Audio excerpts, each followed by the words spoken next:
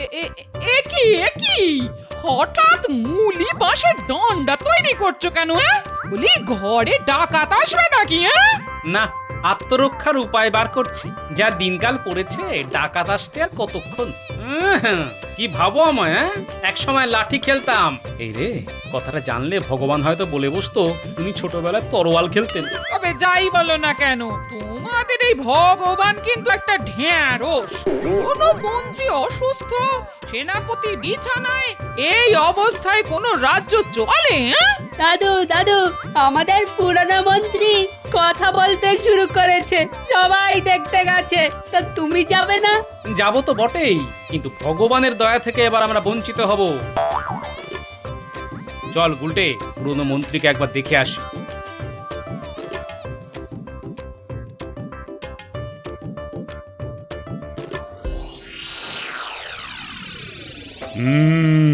এর চাইতে ভালো খবর আর কি হতে পারে মন্ত্রী? তুমি ফিরে আসবে, তার চাইতে ভালো খবর আর কি হতে পারে? সবই ভগবানের দয়া মহারাজ। ওই নামটা আর উচ্চারণ করুন। আমি আর কি বলবো?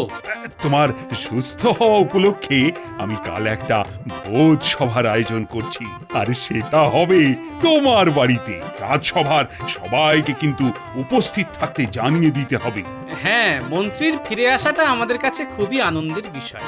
কাল জমিয়ে খাবো। তোমার খাওয়া মানে তো একটা ভোজ সভার সব খাওয়া খেয়ে ফেলা, তবে সেটা করতে যেও না। মহারাজ, খাওয়া নিয়ে দয়া করে আমায় খোঁটা দেবেন না। এই গুণটা আমি অনেক চেষ্টা করে অর্জন করেছি। আমার তো ওই গুণের মধ্যে দুই, খাই আর শুই। এবার আমাদের কি হবে? না খেতে পেয়ে মরবো তো। আরে বাবা, চিন্তা করিস না। আরে বাবা, আমি তো আছি নাকি রে? আপনি তো এখনো কয়েকদিন আছেন, তাই তো? থাকবো না মানে কে তাড়াবে আমাকে? কিন্তু গোপাল তো আপনাকে ছেড়ে দেবে না। হয়তো কালই মহারাজকে বলে আপনাকে তাড়িয়ে দেবে। তখন যা যা, গোপালের কত এলেম তা জানা আছে আমার। গোপাল যদি মহারাজকে ফুসলায়, তবে গোপালকে আমি দেখে নেব। এই শোনো, তোমার এই বড় বড় বাকি না আমি বিয়ের পর থেকেই শুনে আসছি। এতদিন মন্ত্রিত্ব করেও আমায় একটা সীতাহার দিতে পারলে না। আগেই বলেছিলাম গুছিয়ে নাও, গুছিয়ে নাও। এবার বেকার স্বামী নিয়ে আমি বাপের বাড়িতে মুখ দেখাবো কি করে? তার আর কি, এবার আমার বাপের ওপর বসে খাবে, লজ্জাও করে না। লজ্জা আমি পাবো কেন? তোমার বাবা যেভাবে আমার পিছনে পড়ে রইলো, তা দেখে আমার কষ্ট হলো। সত্যি তো, আমি বিয়ে না করলে মেয়েটার তো আর বিয়েই হবে না। এই এই মিথ্যে কথা বলো না, জিভে পোকা পড়বে। আমার বাবাকে কে কে বলেছিল বাড়িতে সোনা মোহরের ছড়াছড়ি, আপনার মেয়ের কোনো কষ্ট হবে না। সেরকমই ছিল। বিয়ের পর সব বুদ্ধি ঘেঁটে গেছে। তবে মন্ত্রী থাকি বা না থাকি, তোমায় সোনার বাজু আমি গড়িয়ে দেবই। কোথা থেকে শুনি? তুমি কি জাদু জানো নাকি? রাজবাড়ি লুট করবো। সেনাপতি এখন নেই, এটাই সুযোগ। এতেও তোমার শিক্ষা হয়নি। এবার কি শুলে চড়ার শখ হয়েছে? শুলের ভয় আমায় দেখিও না। ছোটবেলায় কত শুলে চড়েছি জানো? তোমাদের নাগরদোলার চাইতে অনেক আরামের। আরে ছাড়ুন এসব বাজে কথা। এদিককার খবরটা শুনেছেন? পুরনো মন্ত্রী সুস্থ হওয়ার উপলক্ষে তার বাড়িতে আজ মহারাজ ভোজ সভার আয়োজন করেছেন। ইলাহি ব্যাপার, রাজবাড়ির সবাই যাচ্ছে, এমনকি পাইক বরকন্দাজ। বাড়ি একেবারে ফাঁকা। বলিস কি রে? তবে শেষ কামড়টা দিয়ে আসি বল। পুরো বাড়ি একেবারে ফাঁকা করে দেব, তারপরে জঙ্গলে পগার পার। কি বলিস? হ্যাঁ গো, রানীর ঘর থেকে আমার জন্য হীরের গোটা দশেক মালা নিয়ে এসো তো।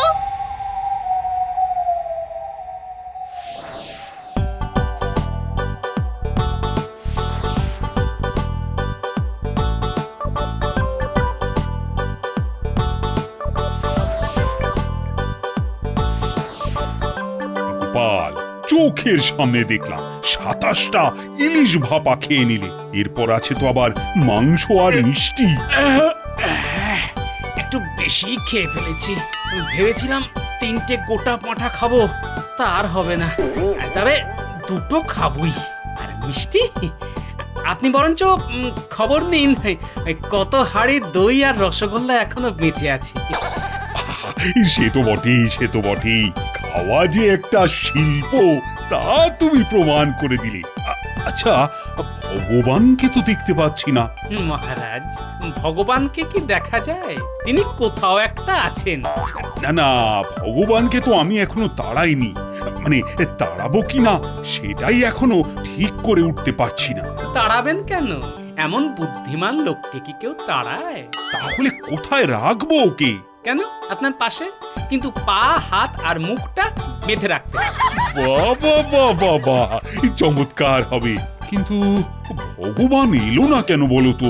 দেখুন ওর শাগরেদদের নিয়ে কোনো চক্রান্ত করছে কিনা। সেটাই তো চিন্তার। তবে ওকে চোখে চোখে রাখা কিন্তু খুব দরকার। এই সর্বনাশ, আমার তো পেয়ে গেছে। হ্যাঁ, পেয়ে গেছে? তখন থেকে বলছি এত কেউ না, কেউ না। এবার কি হবে? রাজবাড়িতেই যেতে হবে। আমার বাড়ি অনেকটাই দূর। তাড়াতাড়ি মহারাজ, নইলে আমার একেবারে কাপড়ে চোপড়ে হয়ে যাবে। না, তোমাকে নিয়ে আর পারা গেল না।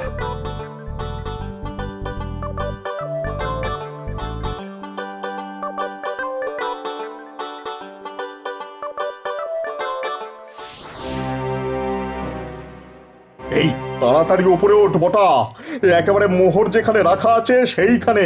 কোনো পাহারা নেই। হ্যাঁ হ্যাঁ, উঠছি। কিন্তু কোষাগারটা কোন দিকে? একেবারে দোতলায় উঠে বাঁ দিকের ঘরটা। সাবধান, রানীমা কিন্তু ওই পাশের ঘরেই থাকেন। জানি, রানীর নাক ডাকার শব্দ পাচ্ছি। শোন, আমার বউয়ের জন্য খান দশেক হীরের মালা নিয়ে আসিস, বুঝলি? নইলে আমার একেবারে চুল ছিঁড়বে।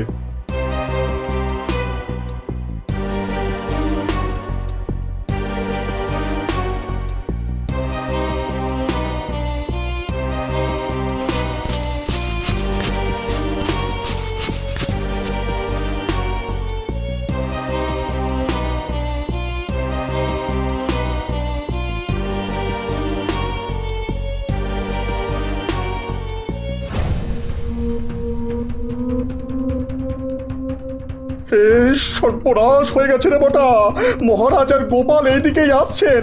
এই তাড়াতাড়ি তাড়াতাড়ি পালা।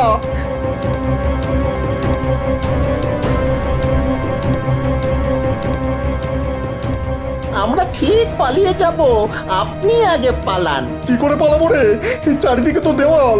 দেওয়াল টপকেই পালাতে হবে, আর কোনো রাস্তা নেই। আরে দেওয়ালে চড়বো কি করে? যেভাবেই হোক পারতে হবে, নইলে শুলে চড়তে হবে। হ্যাঁ,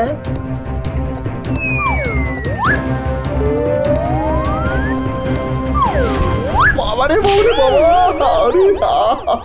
আরে কে আছো? আমার তোলো। ওরে ওরে, মাজাটা গেল রে, মাজাটা গেল। পা দুটো বোধহয় ভেঙেছে। আরে ভগবান, আরে তুমি পড়ে গেলে কিভাবে? দেখি দেখি, হাত পা ভাঙলো কি না? স্মৃতির টানে পাঁচিলে উঠেছিলাম রাজবাড়িটা শেষবারের মতো দেখবো বলে, তার হলো না। বিধাতা আমার কোমর ভেঙে এখানেই থাকতে বললো। ওরে বাবারে বাবারে বাবা। এই কে আছিস? আরে ভগবানকে কাঁধে করে ঘরে নিয়ে যা। বিষয়টা খুবই বিস্ময়কর, তাই না মহারাজ? তোমার তো সব ব্যাপারই সন্দেহ। একটা লোকের কোমর ভেঙে গেছে আর তুমি তাকে সন্দেহ করছো? মহারাজ, গোপাল বিপদের গন্ধ অনেক দূর থেকে পায়। জোর বাঁচা বেঁচে গেছি রে ঘটা। মহারাজার হাতে ধরা পড়ে গেলে কি হতো বলতো? কি আবার হতো? শুলে চড়তে হতো। কিন্তু ভগবানের কি হলো বলতো? এখন ভগবানের কথা বাদ দে তো, আমাদের কথা ভাবি চল। হ্যাঁ, শুনেছি এই জঙ্গলে নাকি ডাকাতের দল থাকে। তারা নাকি ওই ঠিক মানুষ নয়, রাক্ষস।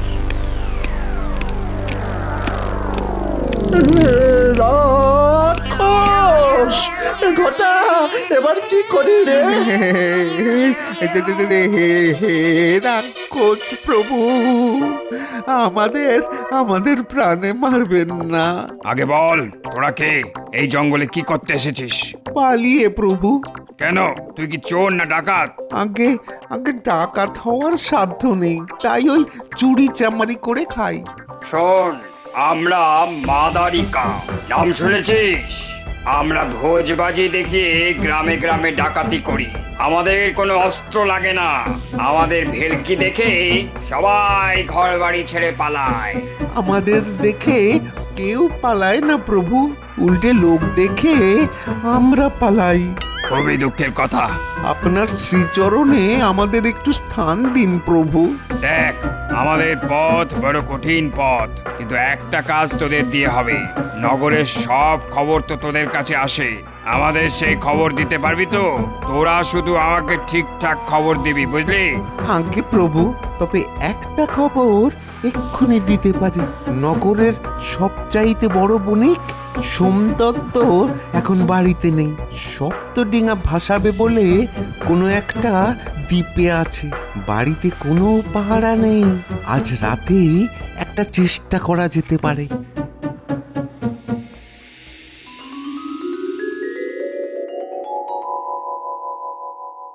মহারাজ, আজ কতদিন পর রাজসভায় আসতে পেরে কি যে আনন্দ হচ্ছে তা কি করে বোঝাবো। এত সুসংবাদের মধ্যেও একটা দুঃসংবাদ আছে। কাল সোমদত্তের বাড়িতে একটা অদ্ভুত ডাকাতি হয়েছে মহারাজ। হ্যাঁ, সোমদত্তের বাড়িতে ডাকাতি হয়েছে? অদ্ভুত ডাকাতি। যারা ডাকাতি করতে এসেছিল তারা নাকি একতলা বাড়ির মতো লম্বা, তাদের মুখ দিয়ে নাকি আগুন বার হচ্ছিল। যারা দেখেছে তারা বলছে ওরা নাকি রাক্ষস, জঙ্গলে থাকে, ওরা নাকি মানুষ চিবিয়ে খায়। আমিও ওদের কথা শুনেছি। ওদের আটকানো খুব শক্ত। এখন কি যে করি? তবে একটা যজ্ঞ করলে মনে হয় রাক্ষসরা আর ভয়ে আসবে না। ঠিক কথা বলেছে আমাদের মন্ত্রী মশাই। বড় করে একটা যজ্ঞ করতে হবে। মন্ত্র শক্তিকে ওরা খুব ভয় পায়। মন্ত্রটা আমি জানি, ওং রিং রাক্ষসায় নমঃ। এটা 3 বার বললেই রাক্ষস ইঁদুর হয়ে পালাবে। মহারাজ, রাক্ষসরা সোনা দানা হিরে মণি মাণিক্য নিয়ে কি করবে? নিশ্চয়ই বাজারে আলু পটল কিনতে যাবে না। আর ওরা যদি মানুষকেই চিবিয়ে খায় তবে মোহর দিয়ে কি হবে ওদের? আর পণ্ডিত, কোন পুঁথিতেই মন্ত্র পেয়েছো তুমি বলো তো? কেন? রাক্ষস পুরাণ। গোপাল, তোমার এত জেনে কি কাজ বলো তো? আহ গোপাল, এই ব্যাপারটা আমাদের সামলাতে দাও না। কতদিন সমস্যার সমাধান করতে পারিনি। দেখুন রাক্ষস ধরতে পারেন কিনা, তবে দেখবেন আপনাকেই না ওরা চিবিয়ে খেয়ে ফেলে। আচ্ছা, আপনি বিশ্বাস করেন যে সোমদত্তের বাড়িতে রাক্ষসরা হানা দিয়েছে? বিজ্ঞান রাক্ষস খক্ষস বলে কারো অস্তিত্ব স্বীকার করে না। ওরা মানুষ, রাক্ষস সেজে এসেছে। আমি নিশ্চিত। কিন্তু ওরা মুখ দিয়ে আগুন বার করছে কি করে? মুখ দিয়ে বোধহয় নয়, ওদের কাছে নিশ্চয়ই আগুন ছিল। হ্যাঁ, মুখ দিয়ে দাহ্য পদার্থ কোহল ওই আগুনের দিকে ছুড়ে দিলে আগুন দাও দাও করে জ্বলে উঠবে। লোকে সেটা দেখে ভাবে যে মুখ দিয়ে আগুন বার হচ্ছে। কিন্তু তারা এত লম্বা হলো কি করে? দেখো গোপাল, লম্বা হওয়াটা কোনো ব্যাপার নয়। নকল পা লাগিয়ে মানুষ তাল গাছের মতো লম্বা হতে পারে। আমি আপনার কথা বুঝেছি। আচ্ছা, আপনার বিজ্ঞান চর্চায় তো কোহল লাগে। রাজবৈদ্য যাকে সুরাসার বলে, সেই কোহল আপনি যতটা পারেন জোগাড় করে রাখুন, খুব শিগগিরই কাজে লাগবে।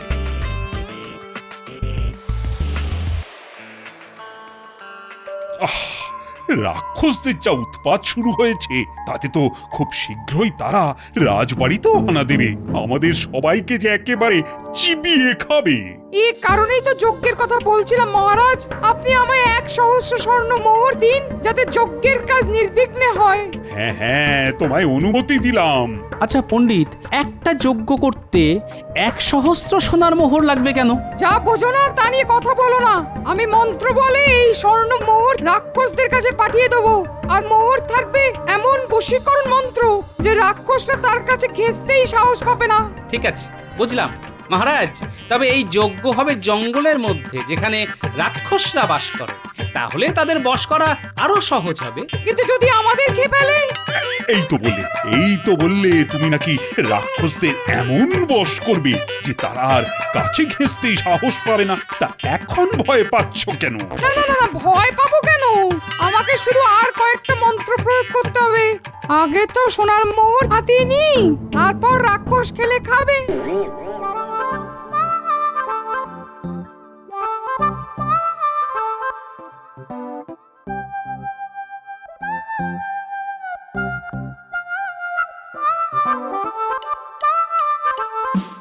ভালোই তো দাম আনলে, 1,000 স্বর্ণমুদ্রা একাই ট্যাঁকে ভরবে, আমার ভাগ দেবে না?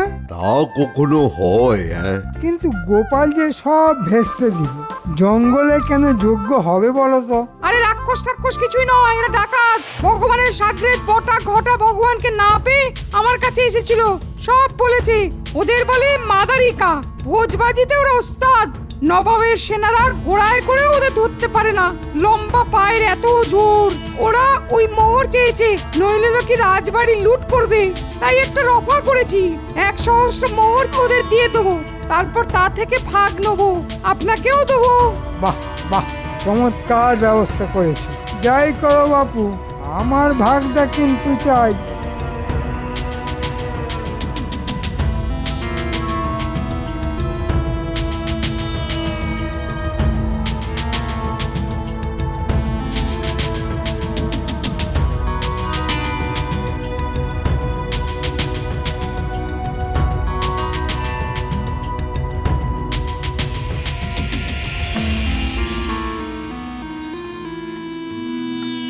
শোনো পুটির বাবা, ওই যে মুলি বাঁশের ডান্ডাগুলি দেখছো, সেগুলি নিয়ে তোমরা যজ্ঞস্থানের থেকে একটু দূরে লুকিয়ে থাকবে। ডাকাতদের দল আমাদের ঘিরে ফেললেই ওদের পা লক্ষ্য করে ডান্ডাগুলি ছুড়বে জোরে। ওরা উল্টে পড়লেই পটাপট ওদের মাটিতে চেপে ধরতে হবে। আমাকে কি করতে হবে গোপাল? ধুতির খোঁটায় কোহলের শিশি লুকিয়ে রাখতে হবে। ডাকাতরা আসলেই মুখে কোহল নিয়ে আগুনের চেলা কাঠে কোহল ছুঁড়ে দিতে হবে। পারবে তো? আরে পারবো না মানে? রাক্ষস বা ডাকাত যেই হোক না কেন, আগুনকে ভয় পায় না এমন কেউ নেই। হ্যাঁ,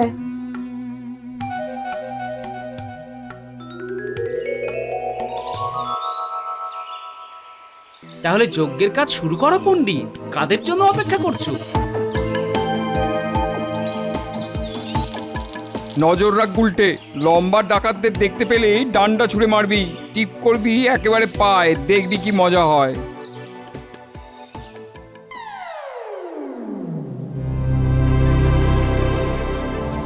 ওরা এবার যজ্ঞ শুরু করবে। তোরা মুখ দিয়ে আগুন ছুঁড়তে ছুঁড়তে হারে রে রে করে তেড়ে যাবি। বটা আর ঘটা এই হট্টগোলের মধ্যে পণ্ডিতের কাছ থেকে সোনার মোহর নিয়ে আসবে, বুঝেছিস?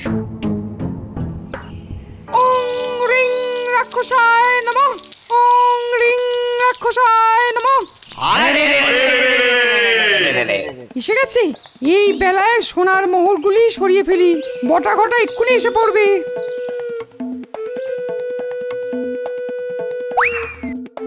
বিজ্ঞানী, তাড়াতাড়ি মুখে কোহল নাও, সামনের জ্বলন্ত চেলা কাঠে মুখ থেকে কোহল ছুঁড়ে মারো। আমিও তাই করছি। হ্যাঁ হ্যাঁ, তাই করছি।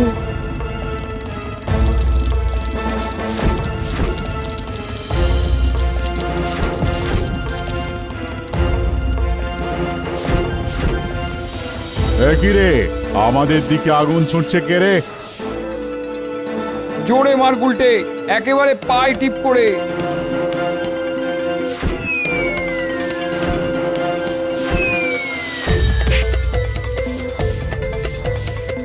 ওরা ভয় পেয়েছে বিজ্ঞানী, টান্ডা খেয়ে মাটিতেও পড়ে গেছে। এখন ওদের ধরতে হবে।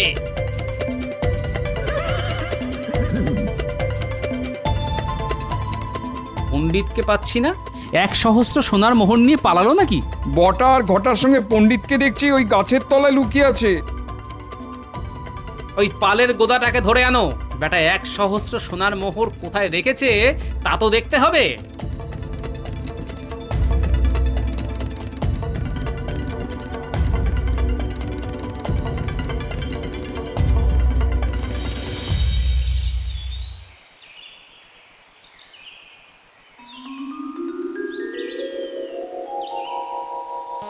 আরে বটা ঘটা যে, এতদিন তো ভগবানের হয়ে চুরিচামারি করতি, এখন পণ্ডিতের হয়ে কাজ করছিস? হ্যাঁ, মোটেই না, শুধু কি আমার হয়ে ওরা কাজ করে নাকি? পুরনো মন্ত্রীও এর সঙ্গে জড়িত। ঠিক আছে, সবাইকে বেঁধে মহারাজের সামনে নিয়ে যাওয়া হোক।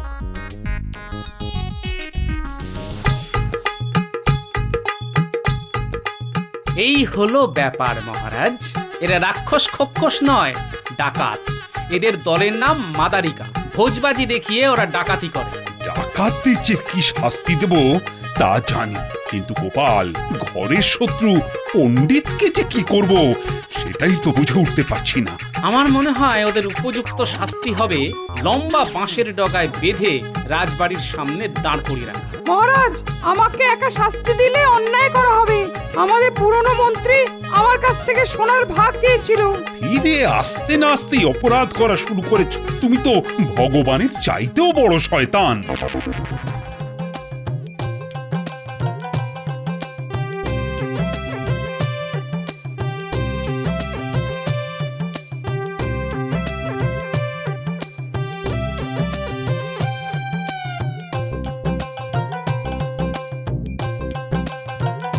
এত বাঁশ তুমি কাকে দিয়েবে? এইমাত্র দিয়ে আসলাম। মহারাজ যা পুরস্কার দিয়েছে তা দিয়ে বাঁশি কিনে আনলাম। জানি না কখন কি কাজে লাগবে। ও, এই যে হিয়ালি করে কথা বলো, বুঝি না বাবা। আর পারছি না, এভাবে গোপালের কাছে হেরে যেতে পারছি না। কিছুতেই একটাও গুলি নিশানায় লাগছে না। একটু গণনা করে দেখুন তো রাজ্যতীশী। দীর্ঘ কয়েক বছর ধরে কৃষ্ণনগরের ঘাড়ে চেপে আছে। নামবে কবে? সেটা গণনা করে দেখতে হবে। দেখবেন আর কবে? সবার হাড়ে দুব্ব ঘাস গজিয়ে গেলে একটা প্রামাণিকের বেটা রাজসভায় আমাদের সাথে এক আসনে থাকে, বলতে কইতে লজ্জা। অনেকবার অনেক রকম ভাবেই তো গোপালকে অপদস্থ করা হয়েছে, কিন্তু সবটাই তো ফক্কা হয়েছে। এভাবে তো হাতে হাত ধরে চুপ করে বসে থাকতে পারবো না। এই কিছু একটা উপায় তো বের করতেই হবে। সেই উপায়টা কি সেটাই বোঝা যাচ্ছে না। এমন একটা উপায় যেটা গোপালকে এই কৃষ্ণনগর থেকে লজ্জায় পালাতে বাধ্য করবে। হ্যাঁ, ভাবছি, আপনারা ভাবুন। হ্যাঁ, ভাবুন ভাবুন।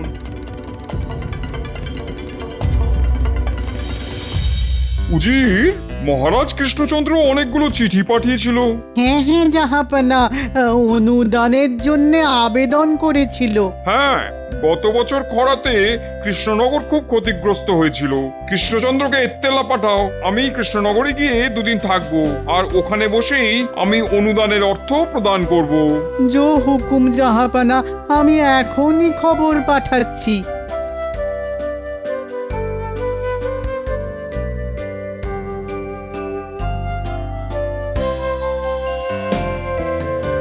তা রাজ্যের অবস্থা কিরকম নতুন মন্ত্রী? আগে মহারাজ, ওই যথাপূর্বং তথা পরম। মানেটা কি? আহা, একটু খোলসা করে বলো দেখি। মহারাজ, পূর্বে যা ছিল এখনো তাই আছে। তা পূর্বে কি ছিল আর এখন কি আছে সেটাই ঠিক করে বলতে বলেছি। সহজ কথায় বলো। মহারাজ, নতুন মন্ত্রী বোধহয় হেয়ালি ছাড়া কথা বলতে পারেন না। আসলে হেয়ালি বুঝতে গেলে যে আভিজাত্য লাগে সেটা তোমার মধ্যে যে একদমই নেই গোপাল। ওই আবার শুরু হলো। তোমাদের তো দেখি একেবারে সাপে নেউলে অবস্থা। আচ্ছা, সবার মধ্যে যদি এভাবে যুদ্ধ হয় তবে তো খুব মুশকিল নতুন মন্ত্রী। আমি দুঃখিত মহারাজ, এরপর থেকে আমি নিজেকে সংযত রাখব। আসলে কি জানেন মহারাজ, ওই সোজা কথা সোজাভাবে বললে সময় বেঁচে যায়, রাজকার্যে গতি আসে। তা ঠিক কথাই বলেছ। তা হ্যাঁ নতুন মন্ত্রী, এক কথায় বলো তো, রাজ্য এখন কেমন? মানে রাজ্যের মানুষজন কি বলছে? ভয়ে বলবো না নির্ভয়ে? এটা কি একটা কথার উত্তর হলো নতুন মন্ত্রী মশাই? মহারাজ আমাকে যদি এক কথায় জিজ্ঞেস করতেন তবে আমি বলতাম ভালো নেই মহারাজ। গোপাল, তোমার কাজ হলো ভাঁড়ামো করা, মানে যেটা তুমি পারো। রাজসভার কাজে তোমাকে নাক গলাতে কে বলেছে? আগে রাজ্যতীশী, আমার নাকটা বড় বেয়ারা। কিছু খারাপ হলেই আগে থেকে ওই খারাপ গন্ধ পেতে থাকে। মহারাজ, নবাবের দূত নবাবের পত্র নিয়ে এসেছেন। পাঠিয়ে দাও, পাঠিয়ে দাও। হয়তো আমার পাঠানো পত্রের উত্তর দিয়েছেন স্বয়ং নবাব বাহাদুর।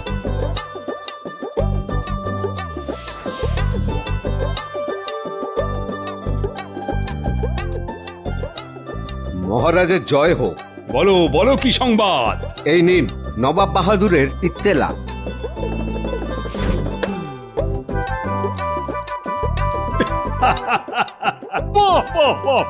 দাদু, তুমি আজ বিশ্রাম নিয়ে কাল সকালে বরং মুর্শিদাবাদ যেও। ঠিক আছে মহারাজ, আপনার যেমন ইচ্ছা। শোনো সবাই, নবাব বাহাদুর আসছেন কৃষ্ণনগরে কাল রাতে। এ তো খুব ভালো কথা মহারাজ। হ্যাঁ, ভালো মানে এ ভালোর যে কোনো সীমা পরিসীমা নেই। তবে তো অনেক দায়িত্ব পড়ে গেল। আপ্যায়নে যেন কোনো ত্রুটি না হয়। সকাল থেকে রাতের আপ্যায়নের দায়িত্ব তাহলে কাকে কাকে কাকে দেওয়া যায়? এই সময় আমার সভাকবি আর সেনাপতি দুজনেরই অসুখ। কি যে করি। মহারাজ, এই আপ্যায়নের দায়িত্ব গোপাল আর ভগবানের ওপর দিয়ে দিন। নবাব বাহাদুর গোপালকে পছন্দ করে, আর আমাদের নতুন মন্ত্রীর সাথেও আলাপটা হয়ে যাবে। রাজ্যতীষী গোপালকে লেজে গোবরে করার সুযোগ করে দিয়েছে। সুযোগটাকে কাজে লাগাতে হবে। রাজ্যতীষী ঠিক বলেছে। এই আপ্যায়নের পুরো দায়িত্ব নতুন মন্ত্রী আর গোপালের উপর ছেড়ে দিলাম। এই নতুন মন্ত্রী, তুমি রাজি আছো তো? মহারাজ, আমার গোপালের সাথে কাঁধে কাঁধ মিলিয়ে কাজ করতে কোনো অসুবিধা নেই। আমি প্রস্তুত। গোপালের মতো বিচক্ষণ বন্ধুকে যদি কাজে পাই তাহলে আমি ধন্য হব। ঠিক আছে, সকালে জল খাবার থেকে রাতের খাবারের দায়িত্ব আমি ভগবান আর গোপালের ওপর দিলাম। এবারে গোপালকে লেজে গোবরে করে নবাবের কাছে বেইজ্জত করতে হবে। কি গোপাল, তোমার কথা কিছু বলো। আমরা কাজটাকে একটু ভাগাভাগি করে নিই। কিরকম কিরকম? এই ধরুন, কেউ সকাল আর সন্ধ্যার জল খাবারের দায়িত্ব নিল, আর কেউ ওই মধ্যাহ্ন ভোজন আর রাতের খাবারের দায়িত্ব নিল। এক কাজে দুজনের না ঢোকাই ভালো মহারাজ, তাতে কাজের চেয়ে ঠোকাঠুকি বেশি হবে। এইটা গোপাল ভালো বলেছে, তবে তাই হোক। এই রে, ঘুরে গেল যে বিষয়টা। না, মধ্যাহ্ন ভোজন আর রাতের খাবারের দায়িত্বটা আমার কাছেই রাখতে হবে। মহারাজ, আমি মধ্যাহ্ন ভোজন আর রাতের খাবারের দায়িত্বটা নিলাম। হ্যাঁ, এটাই আমি চেয়েছিলাম। বাহ বাহ বাহ, তাহলে তোমরা যে যার মতো আয়োজনে মেতে ওঠো। কোষাধ্যক্ষ তোমাদের হাতে অর্থ দিয়ে দিচ্ছে। মহারাজ, একটা নিবেদন আছে। বলছিলাম যে আমরা আমাদের মতো নবাবের আপ্যায়নের দায়িত্ব নিয়ে আগে নবাবকে খুশি করি। এখন আমাদের অর্থ সংকট চলছে। রাজার পাশে দাঁড়ানো রাজকর্মচারীর কর্তব্য। আপনি নবাবের কাছে অনুদান পেলে আমাদের দিয়ে দেবেন। কি নতুন মন্ত্রী মশাই, ঠিক বলিনি? সাধু সাধু, এই নতুন মন্ত্রী, তুমি কি বলো? প্রথম ধাক্কাটা বেশ জোরে দিল। আমিও ভগবান, হারবো না। হ্যাঁ, মহারাজ, ওই গোপালের দূরদর্শিতার তুলনা নেই।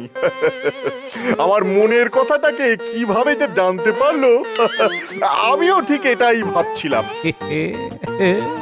ফাঁদে পড়েছ বগা আমার। আমাকে ধাক্কা দেবে? তুমি এখনো আমাকে ঠিক চেনোনি। এবার দেখো তোমার কি হাল করি। দেখেছো কিরকম বজ্জাত মানুষ এই গোপাল? ও কিরকম তোমার ফাঁসি দিল। হ্যাঁ, ওইখান থেকে আবার আমাকে উঠতে হবে। হ্যাঁ, ও সত্যি মহা মৃত্যুঞ্জয় কবচ ধারণ করে আছে। আরে দাঁড়াও দাঁড়াও, ও একটা সুযোগ আমার হাতে তুলে দিয়েছে। সেটা হলো, মহারাজের কাছে অর্থ সাহায্য না নিয়ে নবাবের জল খাবারের মতো বিষয় ও নিজে দেখবে। হ্যাঁ, ঠিক। গোপাল ভেবেছে ও যেরকম জল খাবার খায় নবাবও সেরকমই খাবে। ও তো জানে না যে নবাবী চাল কাকে বলে, নবাবী ঢং কাকে বলে। ঠিক ঠিক, এই বিষয়টা তো দেখিনি। আমাকে ঠিক মতো মধ্যাহ্ন ভোজন আর রাতের নবাবী খানার ব্যবস্থা করতে হবে। নবাবের মন আমি ঠিক জয় করে নেব। ব্যাস, এইভাবে এগিয়ে যাও, জয় তোমার হবে। শুধু রান্নার পদগুলো ঠিক করে বানাতে বলো। তোমার জয় শুধু সময়ের অপেক্ষা করছে। শুধু আমার আর মহারাজের মুখ চেয়ে এই কাজ তোমাকে করে দিতে হবে ভোলা। এভাবে বলো না গোপাল দাদা, এভাবে বলো না। তুমি রসের যত মিষ্টি আছে সব রাখবে। নবাবের জলখাবার, নবাব যেন মিষ্টি খেয়ে মুগ্ধ হয়ে যান। তুমি তোমার সবটুকু দিয়ে মিষ্টি বানাও। যা খরচ হবে নবাব চলে গেলেই সব শোধ করে দেব। আগে নবাব খুশি হোক, তারপর যা হবার হবে। উজির, আচ্ছা বলো তো কৃষ্ণনগরের সেরা জিনিস কি? আগে গোপাল, কি আবাদ, একদম সঠিক কথা বলেছো। ওই রকম একটা মানুষকে যদি আমি আমার দরবারে রাখতে পারতাম। যাক ও কথা। দূত, এই কৃষ্ণচন্দ্র খবর নিয়ে এসেছো? এসেছে জাহাপানা। ডাকো তাকে। প্রহরী, প্রহরী, দূতকে খবর দাও, নবাব বাহাদুর ডাকছেন। গিন্নি, আরে এই নাও গো বাজারের থলি, ইলিশ মাছ এনেছি, ডিম ভরা। ও মা, ইলিশ! কি ভাগ্য আমার! এবেলা ভাজা ইলিশের তেল দিয়ে মেখে এই ভাত খেয়ে রাজসভায় যাব। ওবেলা এসে ইলিশ ভাপা আর সর্ষে ইলিশ খাবো। ঠিক আছে, করে দেব।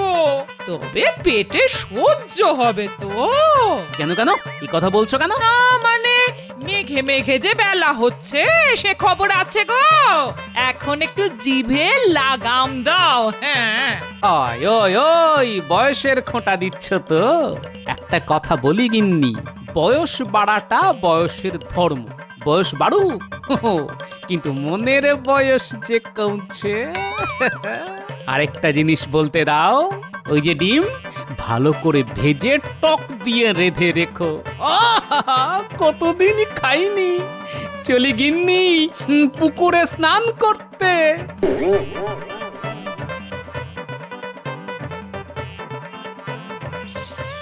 এই আয়োজন সম্পূর্ণ নতুন মন্ত্রী। বর্ধমান থেকে খুব ভালো পাচক এনেছি, আমার বাড়িতেই রান্না হবে। হ্যাঁ, গোপালকে টেক্কা দিতে হবে কিন্তু। গোপাল আমার কাছে হেরে গেছে। ও কি জলখাবার খাওয়াবে কে জানে। মধ্যাহ্ন ভোজন যাতে ভালো হয় সেটাই আমাকে দেখতে হবে। হ্যাঁ, এবার আমি দেখতে পাচ্ছি গোপালের ভবিষ্যতে একটা কালো গ্রহ খুব দ্রুত এগিয়ে আসছে। আনন্দ করো সবাই। তা খাদ্য তালিকা কিছু করেছেন নাকি নতুন মন্ত্রী মশাই? হ্যাঁ, সব বাদশাহী খানা, নানা স্বাদের। নবাব বাহাদুর খুশি হতে বাধ্য একেবারে। আজ রাতে 3 রকম মোগলাই খানা থাকবে। হ্যাঁ, আজ রাত্রেই বিড়াল মেরে দেবেন নতুন মন্ত্রী। হ্যাঁ, কাল সকাল থেকে যেন নবাব আপনাকেই খোঁজে।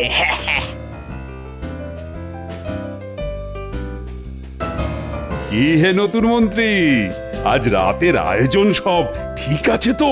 ভগবানে ভরসা রাখুন মহারাজ। ভগবানে অচলা বিশ্বাস আছে আমাদের। শুনে ভালো লাগলো মহারাজ। এ ভগবান ওপরে থাকেন, সবার ভগবান। আমি ওই ভগবানের কথা বলেছি। দারুণ বলেছো গোপাল। তবে আমাদের নতুন মন্ত্রীও কিন্তু খুব কাজের, কি বলো? হ্যাঁ, খুব কাজের। তবে আমি ওনার কাজের বিচার করার কে? বিচার করবে প্রজারা। দাঁড়াও গোপাল, নবাবের কাছে তোমাকে আমি ছোট করে এই কৃষ্ণনগর ছাড়া যদি না করি তো আমার নাম ভগবান নয়। হ্যাঁ,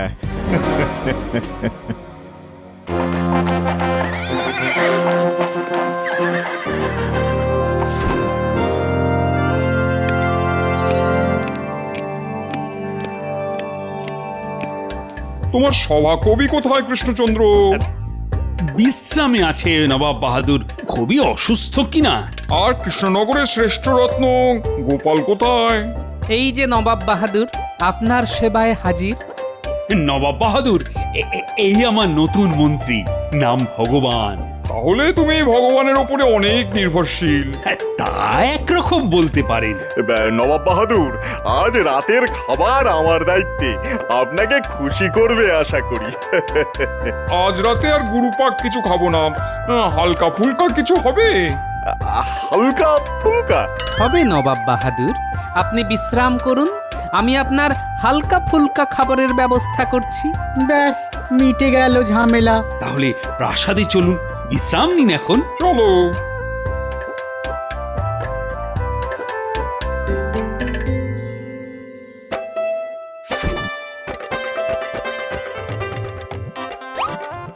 এই নিন নবাব বাহাদুর।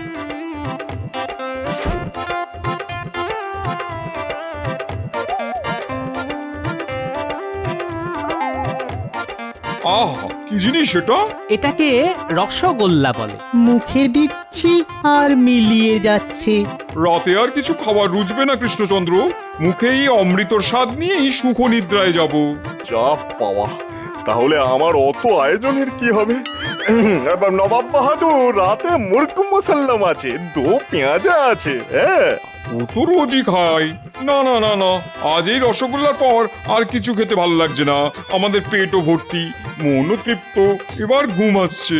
হ্যাঁ, আপনাদের ঘর প্রস্তুত। নতুন মন্ত্রী নবাব বাহাদুর আর উজিরের ঘরটা দেখিয়ে দাও। চলুন।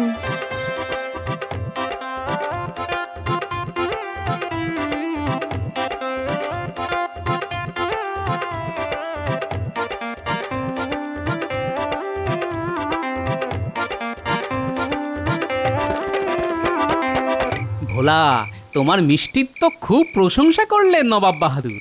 হ্যাঁ, তোমার মুখে এইটা শুনবো বলেই তো বসে আছি গো গোপাল দাদা।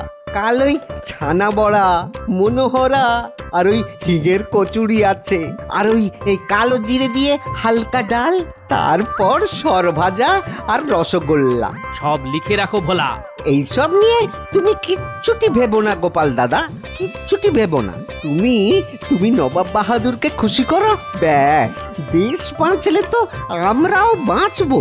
ঠিক আছে, কাল সকালে গরুর গাড়ি পাঠিয়ে দেব, সাবধানে জিনিসগুলো পাঠাবে, কেমন? তুমি নিশ্চিন্তে যাও গোপাল দাদা। চলি ভোলা।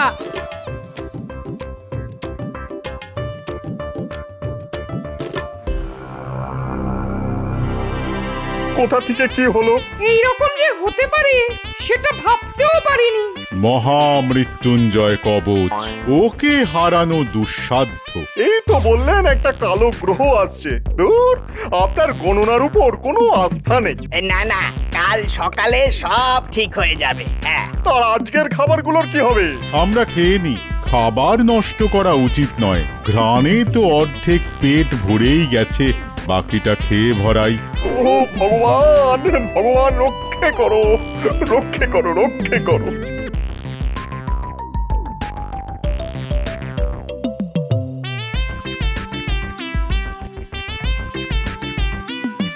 গিন্নি, একেই বলে কামারের এক ঘা। একটা সুযোগ পেয়েছি, মেরে দিয়েছি।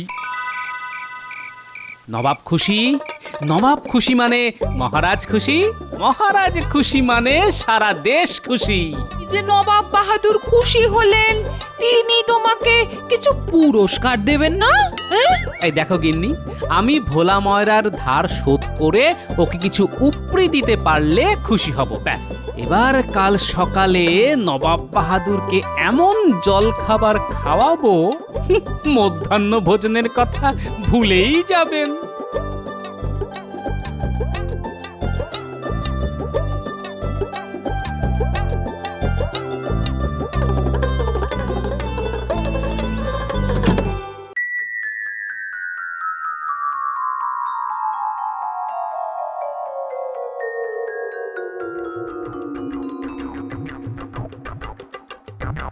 আহা, কি সুন্দর, কি স্বাদ, মুখে দিলেই মিলিয়ে যাচ্ছে। আজ সকালের খাবারটাও খুব বেশি হয়ে গেল। যা বলেছো উজির। এখনো শেষ হয়নি, রসগোল্লা আছে। রসগোল্লা? তাহলে এটা কি? এটা মনোহরা। কত মিষ্টি আছে, তবে রসগোল্লার তুলনা নেই। একটু শুধরে নি, কৃষ্ণনগরের ভোলা ময়রার রসগোল্লার তুলনা নেই।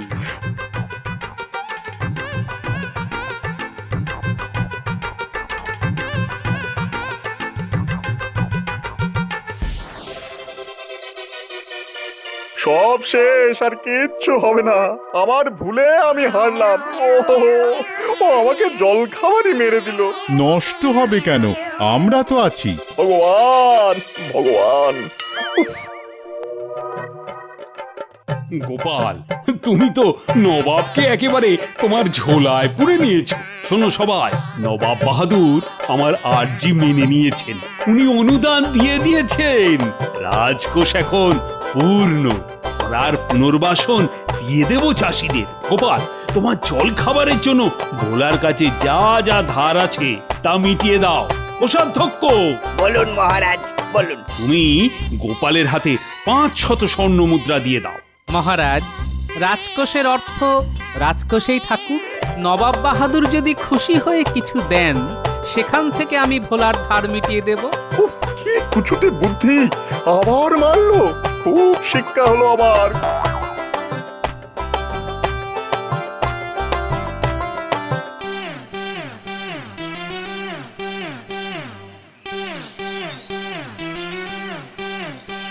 গোপাল, তোমার তুলনা নেই। কৃষ্ণচন্দ্র, তোমার কাছে একটা চাওয়ার আছে। বলুন বলুন নবাব বাহাদুর। তোমাদের এই ভোলা ময়রাকে আমি নিয়ে যাব। ওখানে আমাদের কারিগরকে এই রসগোল্লা শিখিয়ে দেওয়ার পরই তবে ওকে ছাড়বো। এই রে, এই মাটি করেছে। ভোলা চলে গেলে তো আমরা কানা।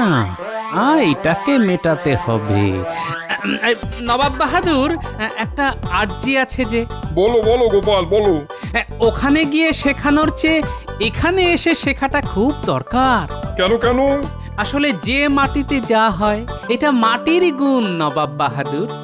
কেমন করে হচ্ছে আমি বুঝিয়ে দিচ্ছি। হ্যাঁ, ধরুন এই আখ বলে একটা গাছ আছে, সেখান থেকে চিনি হয়। শ্যামলা গাইয়ের দুধ থেকে ছানা হয়, সেই শ্যামলা গাই কৃষ্ণনগরের ঘাস খায়। এই সব তো এই মাটিরই নবাব বাহাদুর। আর এর একটাও না থাকলে ওই রকম রসগোল্লা যে হবে না নবাব বাহাদুর। তাহলে উপায়? আমি তো রসগোল্লা ছাড়া থাকতে পারবো না। উপায় একটা আছে। আপনাকে প্রতিদিন 10 হাঁড়ি করে রসগোল্লা পাঠাবো। তাহলে তো কথাই নেই। তবুও আমি আমার এক কারিগরকে পাঠাবো। এই রসগোল্লা দিকে দিকে ছড়িয়ে দিতে হবে। গোপাল, এই নাও, তোমার আপ্যায়নে খুশি হয়ে 2000 স্বর্ণ মুদ্রা দিলাম। আর এইটা আমার তরফ থেকে তোমাদের ভোলা ময়রাকে 1000 স্বর্ণ মুদ্রা খুশি হয়ে। তাহলে কৃষ্ণচন্দ্র, মনে থাকবে তো, প্রতিদিন 10 হাঁড়ি রসগোল্লা। আপনি মুর্শিদাবাদে পৌঁছন, দেখবেন রসগোল্লা ঠিক পৌঁছে গেছে। চলো উজির, এবার আমরা যাই। সব ভালো তার, শেষ ভালো যার। বুঝলে, রথযাত্রার তো আর বেশি দেরি নেই। আর আমাদের প্রস্তুতি তো মোটামুটি শেষ। আমি আমার দুধকে পাঠিয়েছি মন্দিরের মহান্তর কাছে। সকালে বিগ্রহ মন্দির থেকে নিয়ে আসতে হবে। কোন সময়টা প্রশস্ত এটাই ও জানতে গেছে। গোপাল, এই রথযাত্রায় তোমাকে কিছু বিশেষ দায়িত্ব দেব। ধন্যবাদ মহারাজ, আমি সর্বদা দায়িত্ব নিতে প্রস্তুত মহারাজ। মহারাজের এই গোপাল প্রীতি আর গেল না। দায়িত্ব মানে কুপিয়ার আধুনিকে ভালোই কাটিয়ে দিল। মন্ত্রী, তুমি অতিথি অভ্যাগতদের আপ্যায়নের বিষয়টা দেখবে। তোমার সাথে এই কাজে সভাকবিও থাকবে। তা সভাকবি, এই উপলক্ষে একটা চমৎকার কবিতা রচনা করো দেখি। জয় জগন্নাথ, জয় জগন্নাথ, প্রভু কৃপা করো, ভক্তি ভরে রথের রশি শক্ত হাতে ধরো। 3 ভাই বোন আসছে রথে, মাসির বাড়ি যাবে। 7 দিন থাকার পরে উল্টো রথ হবে। উল্টো রথে ফিরতি পথে নিজের বাড়ি ফেরা। রথে বসে প্রভুর শরীর আলোয় আলোয় ঘেরা। মহারাজ প্রণাম জানান প্রভু জগন্নাথের পায়। রথের চাকা গড়িয়ে যাবে ডাইনে থেকে বাঁয়। সবাই বলো উচ্চ স্বরে, জয় জগন্নাথ জয়। কেটে যাবে সব অবসাদ, দূর হবে যে ভয়। সাধু সাধু। মহারাজ, একটা খবর আছে। হ্যাঁ বল প্রহরী, যা খবর আনতে গিয়েছিলে সেটা এনেছো? হ্যাঁ মহারাজ। মহারাজ, মন্দিরে যে 2টো বিগ্রহ ছিল, একটা আমাদের আর আরেকটা ওই খাম্বাজ রাজের। হ্যাঁ, এইরকম ভাবেই তো প্রতি বছর আমরা 2 রাজ্য রথযাত্রা পালন করে এসেছি। তা এটা নিয়ে তোমার এত চিন্তা কেন? মহারাজ, মন্দিরে পুরোহিত বললেন যে এবার এক একটা বিগ্রহই ওই রথের জন্য যাবে। একটা কিছু গোলমাল ঘটতে চলেছে। জয় জগন্নাথ, কিছু একটা এলোমেলো করে দাও, লুটে পুটে খাই, বড় দুর্দিনে আছি। সে কি মহারাজ, একটা বিগ্রহ হলে তো ভয়ঙ্কর কাণ্ড ঘটবে। ওদিকে খাম্বাজ রাজা ছেড়ে দেবেন না, কি হবে? এই তো খুব চিন্তার বিষয়। কি প্রহরী রোহিত মশাই আর কিছু বলেননি? আর পুরোহিত মশাই বলেছেন যে যে রাজ্য আগে মন্দিরে আসবে সেই রাজ্যকে বিগ্রহ দেওয়া হবে। সে কি, এ কেমন তর সমস্যা? কিছু বলার নেই, রথ আমরাই বের করব, বিগ্রহ আমাদের কাছেই আসবে। আমরা রাত থাকতে আমাদের চতুর্দোলা পাঠিয়ে দেব। কৃষ্ণচন্দ্রের সভায় কিন্তু গোপাল আছে, ওটা ভুলে যেও না। ওই সভায় মহারাজ কৃষ্ণচন্দ্রের মন্ত্রীও আছে মহারাজ। কিছু উপরি দিলে দেখবেন কিরকম কুটবুদ্ধি দেবে। ওর হাত ধরে আমরা আমাদের রথযাত্রা শুরু করতে পারব। তাহলে কৃষ্ণনগরে খবর পাঠাও। আমাদের কিছু করতে হবে না, দেখবেন ওই মন্ত্রী কিরকম নিজে থেকে আপনার সাথে যোগাযোগ করে। বলছো? বলছি মহারাজ। এলোমেলো করে দেবার সুযোগ প্রভু দিয়ে দিয়েছে। এইবার লুটে পুটে খাওয়ার সময় এসে গেছে। মন্ত্রী মশাই কিছু ফন্দি নিশ্চয়ই ভাবছেন, ভাবতে ভাবতে হাসছেন। ভালো। গোপাল, তুমি আমার দিকে এভাবে তাকিয়ে কি ভাবছো? মন্ত্রী মশাই ভাবতে শুরু করে দিয়েছেন দেখে বেশ লাগছে কিন্তু। আমি মন্ত্রী, ভাবার জন্য মহারাজ আমাকে বেতন দেন, আমাকে ভাবতেই হবে। তাহলে ভাবো ভাবো, কি করে এই সমস্যা থেকে উদ্ধার পাবো আমি। মহারাজ, আমি ভেবে নিয়েছি, আমি একবার খাম্বাজ রাজার কাছে যাব। পাল, তুমিও ভাবো, জগন্নাথ দেবের রথ কৃষ্ণনগর থেকে বের হবে। মহারাজ, যথাসময়ে প্রভুই ঠিক রাস্তা দেখিয়ে দেবে। কি বলেন মন্ত্রী মশাই? হ্যাঁ, কিছু বলছিলে গোপাল? বাবা, মন্ত্রী মশাই তো একেবারে ভাবনার গভীরে চলে গেছেন। রাগলে চলবে না। গোপাল আমাকে রাগাবার চেষ্টা করছে। ভাবতে তো হবেই, আমার কাজ ভাবা আর তোমার কাজ হারামো করা। আমার বলে মাথার ঘায়ে কুকুর পাগল অবস্থা, আর এরা করছে ঝগড়া। মন্ত্রী, তুমি পায়ে পা বাঁধিয়ে ঝগড়া করছো দেখছি। আর গোপাল, তুমি নিজের মতো ভাবো না, রথ আমার রাজ্য থেকেই বের হবে। কিছু নিশ্চয়ই ভাবছেন মন্ত্রী মশাই। আপনি চলেন ডালে ডালে, আমি চলি পাতায় পাতায়। মন্ত্রী, মহারাজ কৃষ্ণচন্দ্রের মন্ত্রীকে বিশ্বাস করাটা কি ঠিক হবে? আমাদের কাছে আর কোনো উপায়ও নেই। সেটা অবশ্য ঠিক। প্রভু যা ইচ্ছে। আমার শুধু একজনকে নিয়েই চিন্তা, সেটা হলো গোপাল।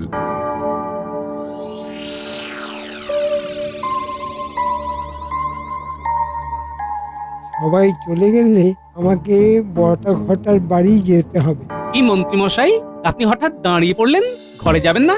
আচ্ছা, তোমার কি আমার পেছনে গোয়েন্দাগিরি করা ছাড়া আর কোনো কাজ নেই? হ্যাঁ, তোমরা জানো না আমার ওপর কত বড় কাজের ভার? হ্যাঁ, তা তো দেখতেই পাচ্ছি।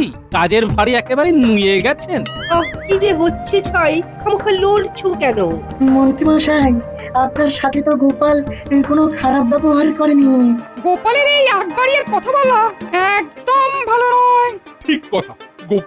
গোপালের এই স্বভাবের জন্য গোপালকে ধমকানো উচিত। হ্যাঁ, ঠিক আছে মন্ত্রী মশাই, আপনি আপনার রাস্তায় যান, আমিও আমার রাস্তায় যাচ্ছি। গোপাল গেল রেগে, ছোট্ট ভীষণ বেগে। আমিও চলি। এই মন্ত্রীমশাই, চললাম। বাঁচলাম। এবার পণ্ডিত আর সেনাপতিটা গেলে হয়। কিছু ভাবলেন মন্ত্রী মশাই? একদম ফাঁকা না হলে আমি ভাবতে পারি না। তোমরা সবাই চলে গেলে তারপর আমার ভাবনা শুরু হয়। যাবে? এইখানে চুপ করে দাঁড়াই। মন্ত্রী মশাই এখান দিয়েই যাবে, তারপর পিছু নেব। এইবার বটা ঘটাকে খবরটা দিয়ে দিতে হবে। কিছু একটা তো করবেই, দেখি কোথায় যায়। যাওয়ার জায়গা বলতে তো সবেধন নীলমণি বটা ঘটা, কিন্তু মন্ত্রী মশাইয়ের মাথায় কি ঘুরছে সেটা আমাকে জানতে হবে। ওই তো যা ভেবেছি। ভেবে নিয়েছি। এবার এই ভাবনাগুলো যথা জায়গায় পৌঁছে দিলেই আমার কাজ শেষ। ওই তো বটা ঘটা বাড়ি এসে গেছে। না, এই গাছের আড়ালে লুকিয়ে যাই। মন্ত্রী মশাই ঘরে ঢুকে গেলেই বাড়ির কাছে গিয়ে কান পাতবো। ঘটা ঘটা বাড়িতে আছি নাকি? কি ব্যাপার মন্ত্রী মশাই? কথা আছে, ভেতরে চল। ঘরটা কোথায়? ভেতরে আছে। ওই তো ওরা ঘরে ঢুকে গেল, এবার চট করে জানলার কাছে যাই। শোন বটা ঘটা, তোদের একটা কথা বলতে এসেছি। শোনার আগে আগাম টাকা দিতে হবে। আচ্ছা, এই নে দুটো মোহর। শোন, কাল তোদের ধনবাজ রাজার কাছে যেতে হবে। আচ্ছা।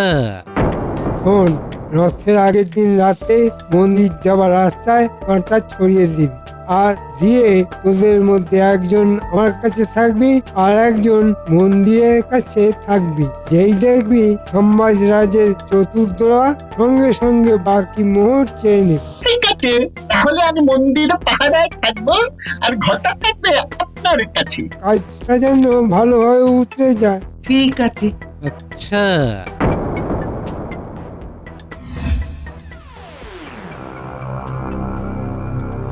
বলো কি সংবাদ? কৃষ্ণনগর থেকে মন্ত্রী মশাইয়ের দুজন চর এসেছে। কি মহারাজ, বলেছিলাম না? যাও প্রহরী নিয়ে এসো। তুমি ঠিকই বলেছো মহারাজ, ভালোভাবে বাজিয়ে নিয়ে কথা দেবেন। কৃষ্ণনগরের মন্ত্রী কিন্তু ভীষণ ধূর্ত। প্রণাম মহারাজ। আমরা কৃষ্ণনগরের মহামন্ত্রীর দূত।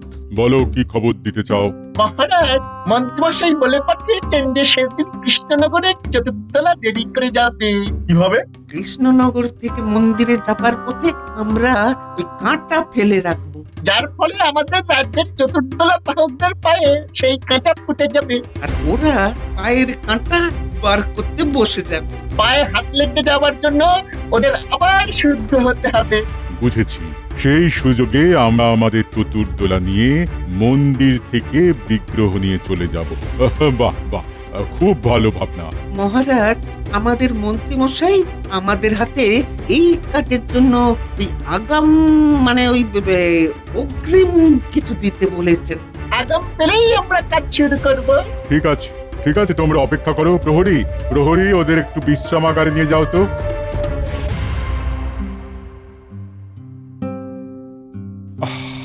রথযাত্রার সব আয়োজন প্রস্তুত, কিন্তু একটা দুশ্চিন্তা খচখচ করছে। আমরা বিগ্রহ নিয়ে মন্দির থেকে সবার প্রথমে আসতে পারবো তো? দুশ্চিন্তা করবেন না মহারাজ। এবারে কৃষ্ণনগর থেকে রথ আর বের হবেন। ডান হাতটা খুব চুলকাচ্ছে। মন্ত্রী মশাই, আপনি মুখটা কুচকে ডান হাত চুলকাচ্ছেন কেন? গোপাল, তুমি কিন্তু আমার পিছনে গোয়েন্দাগিরি করো না। আমার মাথায় অনেক চিন্তা, চিন্তায় ঘুম কমে গেছে। গোপাল, তুমি মন্ত্রীকে বিরক্ত করো না তো, ওকে ভাবতে দাও, ভাবতে দাও। তা মন্ত্রী, তুমি তো কাল থেকে ভাবছো, এবার তোমার ভাবনাটা বলো। ভেবেও কোনো কিছু কুল কিনারা পাচ্ছি না মহারাজ। মহারাজ, আমি আপনাকে কথা দিচ্ছি, বিগ্রহ প্রথমে আমরাই আনবো, তারপর খুব ধুমধাম করে আমাদের ঐতিহ্যবাহী রথ বের হবে। সেগুলো বালি গোপাল। 56 ভোগ করতে হবে। প্রভু জগন্নাথকে 56 ভোগ দিয়ে পুজো করতে হয়। আমার ওই দিকে সব আয়োজন সম্পূর্ণ, শুধু এই বিগ্রহের ঝামেলা আমাকে খুব কষ্ট দিচ্ছে। মহারাজ, আমি আপনাকে কথা দিচ্ছি, আপনার মন্ত্রীর ষড়যন্ত্র আমি ঠিক সময় ভেঙে দেব। এখন কিচ্ছু বলবো না। আমি খুব চিন্তার মধ্যে আছি। আমি, তোমাদের রানীমা, আমরা সবাই খুব চিন্তিত। না, আজ আর আমার সভাতে মন বসছে না, বুঝলে? আজকের মতো সভা এখানেই শেষ। বিজ্ঞানী, তোমার সাথে আমার খুব দরকার আছে। কি ব্যাপার বলো তো গোপাল? বিজ্ঞানী, মন্ত্রীমশাই ষড়যন্ত্র করেছেন পথে কাঁটা বিছিয়ে আমাদের চতুর্দোলা যাতে মন্দিরে না যেতে পারে। কি সর্বনাশ! আমি একটা পরিকল্পনা করেছি, আমাদের রাজ্যের চতুর্দোলা মাটির নিচ দিয়ে যাবে। এইরকম কিছু যন্ত্র করা আছে বিজ্ঞানী? আছে, নিমেষে গর্ত খুঁড়ে রাস্তা তৈরি করা যায় এমন একটি খোঁড়ার যন্ত্র আমার কাছে আছে। ব্যাস, রথের আগের দিন তোমার কাছ থেকে ওই যন্ত্রটা আমি নিয়ে নেব। এবার চলো তোমার বাড়ি, আমাকে যন্ত্রটা কিভাবে ব্যবহার করতে হবে একটু দেখিয়ে দেবে। চল। খুবই সহজ, একটা বোতাম আছে লাল রঙের, সেই বোতামটা টিপে দিলেই পাখা ঘুরতে থাকবে আর আর মাটি কাটতে থাকবে। বাহ, খুব ভালো, সবই প্রভুর ইচ্ছা। জয় জগন্নাথ।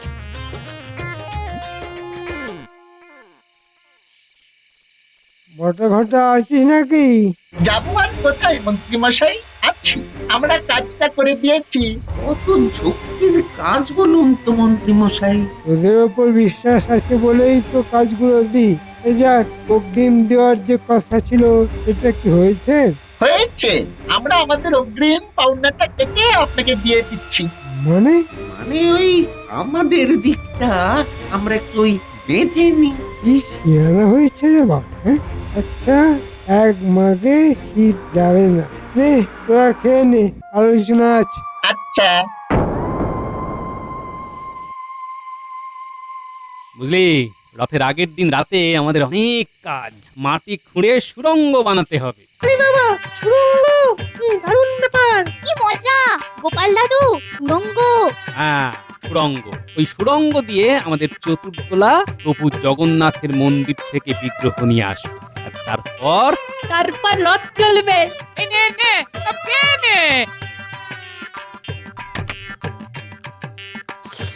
তোদের সবার জন্য পাঁপড় ভাজা নে। নে নে নে। একটা ছড়া শুনবি? শুনবে দিদা? ও গোপাল দাদু, শুনবে? শোনা। রথ চলেছে পথের মধ্যে দিয়ে। মন্ত্রী মশাই দাঁড়িয়ে আছে কানে আঙুল দিয়ে। তার সামনে বটা ঘটা নাক খত্তায় মাঠে।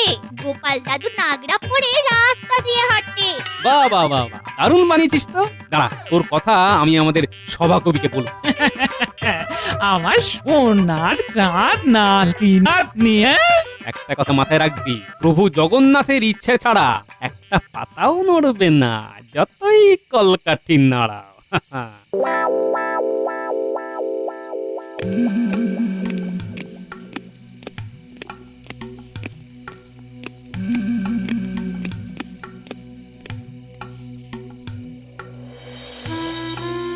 কিছু উপায় হলো মহারাজ? আরে আমাদের সব থেকে আগে মন্দিরে পৌঁছতে হবে, এছাড়া আর কিচ্ছু জানি না রানী। জানি না এবার প্রভুর কি ইচ্ছে। মন্ত্রী মশাই কিছু আলোকপাত করতে পারলেন? না, মন্ত্রী শুধু ভেবেই চলেছে। যখনই কিছু বলছি তখনই মন্ত্রী বলছে ভাবছি। হ্যাঁ, ভেবে ভেবে রথের দিন চলে এলো। রথের মেলা বসতে চলেছে, সব পশারীরা তাদের পশরা নিয়ে হাজির হয়েছে। আর এর মধ্যে যদি রথ বের করতে অসমর্থ হই। গোপাল কিছু বলেছে? গোপাল? না, ও আর কি বলবে। মহারাজের জয় হোক। কি ব্যাপার এত রাতে? গোপাল বাইরে দাঁড়িয়ে। কিছু নিশ্চয়ই কথা আছে। তাও কি আসতে বলো। কি ব্যাপার হলো? গোপাল এত রাতে কেন? সবই প্রভুর ইচ্ছে। প্রণাম মহারাজ। একটা বিশেষ কথা বলবার জন্য এত রাতে আপনার কাছে এলাম। বলো। এখন কিন্তু কাউকে কিচ্ছু জানাবেন না। কি হেয়ালি করছো গোপাল? কি হয়েছে?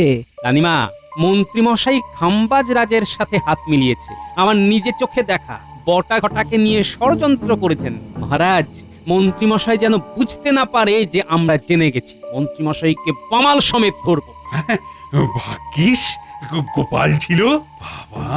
মহারাজ, জগন্নাথ দেব চাইছেন আপনার সেবা নেবার।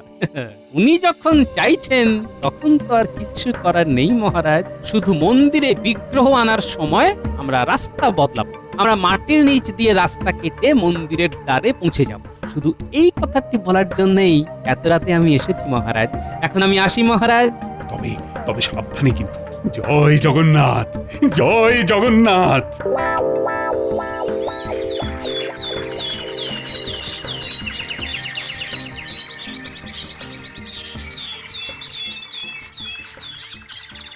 মন্ত্রীমশাই, কাল রাত পোহালেই তো রথযাত্রা।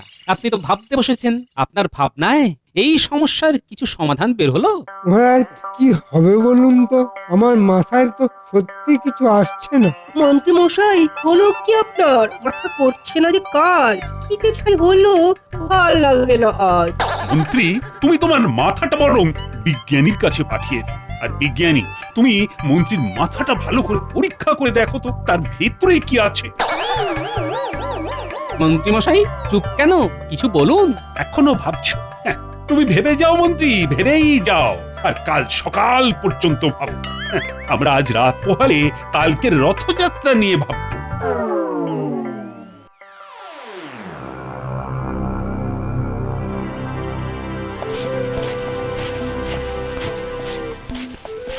ঘটা তাড়াতাড়ি কর।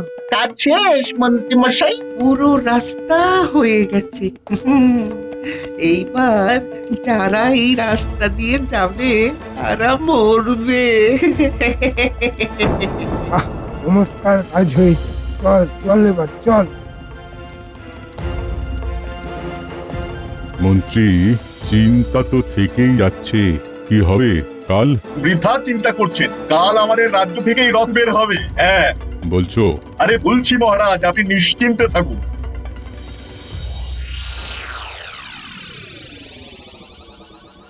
বাহ বিজ্ঞানী, কি সুন্দর জিনিসটা।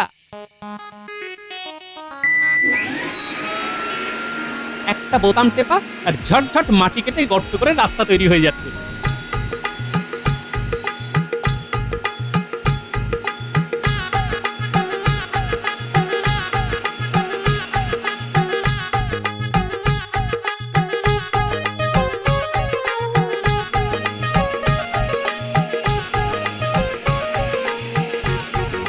কি আমার বানর সেনা, কেমন লাগছে? দারুণ লাগছে। তাহলে গোপাল দাদু, কাল আমাদের রাজ্য থেকেই রথ বের হবে। আরে আবার চিন্তা করছিস কেন? প্রভু জগন্নাথের আশীর্বাদ আর আমাদের সবার হাত ইচ্ছা, রথ আমাদের রাজ্য থেকেই বের হবে। সবাই বলো জয় জগন্নাথ, জয় জগন্নাথ, জয় জগন্নাথ, জয় জগন্নাথ। ওইদিকে না, ওইদিকে নয়, এইদিকে।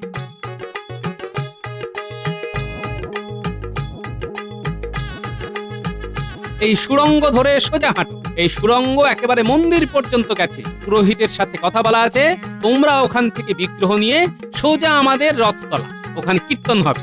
হ্যাঁ, সব ভালোই ভালোই মিটতে হয়। ভাববেন না মহারাজ, যার শেষ ভালো তার সব ভালো। তোমরা যাও।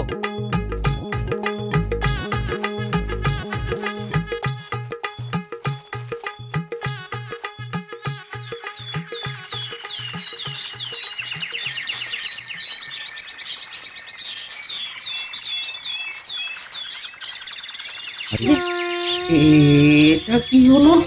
এটা তো আমাদের রাজ্যের লোক। হ্যাঁ, তা ওরা কি করে এলো? ঠাকুর মশাই, আমরা ওই মহারাজ কৃষ্ণচন্দ্রের রাজ্য থেকে আসছি। তোমরা এখন প্রথম এসেছো, বিগ্রহ এখন তোমাদের হেফাজতে। নাও, প্রভু জগন্নাথকে নিয়ে রথে বসাও, বসাও বসাও। ও ঘটাদা, ঘটাদা, চিৎকার করে বলো জয় জগন্নাথ, জয় জগন্নাথ, জয় জগন্নাথ। এটা কি হলো? এ তো কৃষ্ণনগরের লোক, এরা এলো কি করে? যাই মহারাজের কাছে খবরটা দিয়ে আসি।